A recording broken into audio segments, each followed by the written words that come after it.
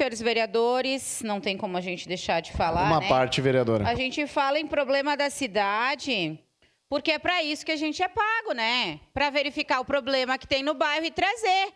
Fui lá no Colina Sorriso ontem e o mato está alto. Se eu não falar da questão da capina, vai dizer que a Codeca não está fazendo e daqui a pouco vão fechar a Codeca com o apoio da população. E é mentira. Tem um decreto aqui que fala na redução dos serviços da Codeca. É sobre isso que eu quero falar. É sobre as pessoas que estão aguardando 3, 4 anos na fila para uma consulta com o neurologista.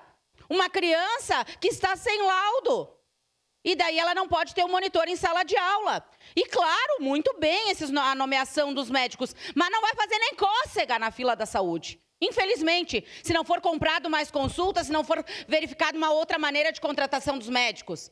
3, 4 anos aguardando um laudo de neurologista para dizer que a criança é autista e precisa de um monitor. E depois a dificuldade dessa pessoa na fila para conseguir um monitor, para fazer o pedido para a Secretaria da Educação. Então, eu quero dizer que não é que a gente vem aqui, porque só vejo os problemas, porque não sei o quê, porque está arrasada. Não, a gente está falando da realidade do dia a dia das pessoas. E eu, vou todos os dias nos bairros, encontro as pessoas vêm até o gabinete para falar o quê? Dos problemas da cidade. E se a gente não reverberar aqui, infelizmente nada acontece. A gente está tentando falar de um decreto de contenção de gastos que o próprio secretário Weber discorda, está lá nos corredores da prefeitura dizendo que isso daqui é inadmissível, porque ele não vai conseguir atender a cidade, que o secretário Suzinho das Obras diz que não vai mais poder atender, que o secretário Ramon está mandando mensagem para o pessoal que não vai ter castração, que é 50% de redução de castração, e que o problema dos animais soltos lá no Monte Carmelo,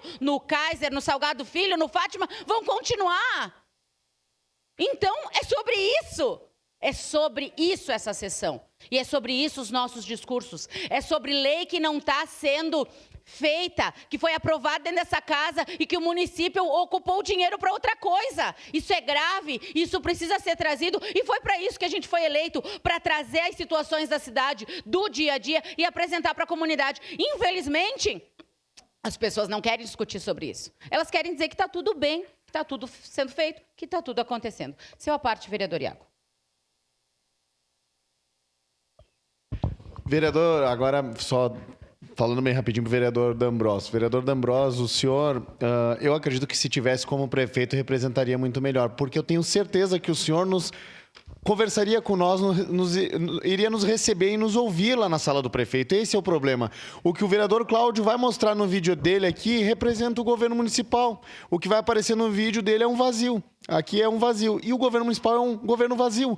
Por isso que os vereadores da base não estão aqui. Eles têm vergonha, D'Ambrosio, de defender esse governo. Só que aí que está o problema. Aí o Adiló faz a composição partidária, distribui alguns cargos e o pessoal acha ruim quando a gente bate. Só que ele se cercou de puxa-sacos e bajuladores. A outra vez eu fiz esse discurso aqui, ofendi algumas pessoas. Até pedi desculpa para o senhor, porque o senhor não é esse tipo de pessoa. Tanto que o senhor está aqui botando a cara e defendendo o governo. E isso leva a nossa admiração. O problema são os outros que ficam ali bajulando. Eu já cansei de dizer, foi um erro do governo Bolsonaro, nosso governo, que o presidente se cercou de militares, bajuladores e puxa-sacos. Acabou levando ele para cadeia. Então eu acho que tu se cercar de pessoas que não falam a verdade para ti é um erro. Ele devia ouvir mais a Daiane Mello, o Cláudio e o vereador Iago, a vereadora Andressa, que é a oposição, a vereadora Sandra, e menos a base às vezes, porque a base está levando ele para um lugar não muito bom. Seria essa a minha colaboração.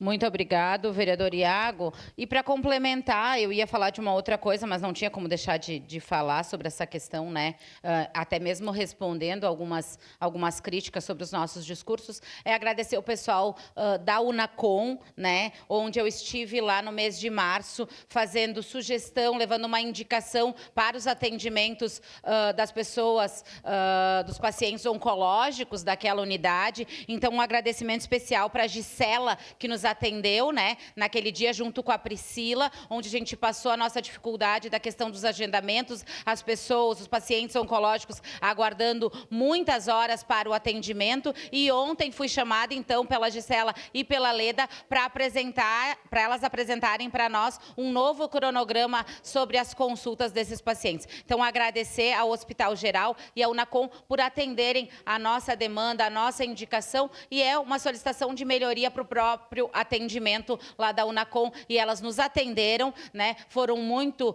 sensíveis à nossa situação, levamos até elas essas indicações e elas prontamente atenderam, melhorando assim o atendimento daqueles pacientes oncológicos. Então, o nosso agradecimento aqui a todo o pessoal da Unacom e do Hospital Geral. Era isso, senhor presidente. Muito obrigado, vereadora Daiane Mello. Próximo vereador que vos fala, que fará sua manifestação.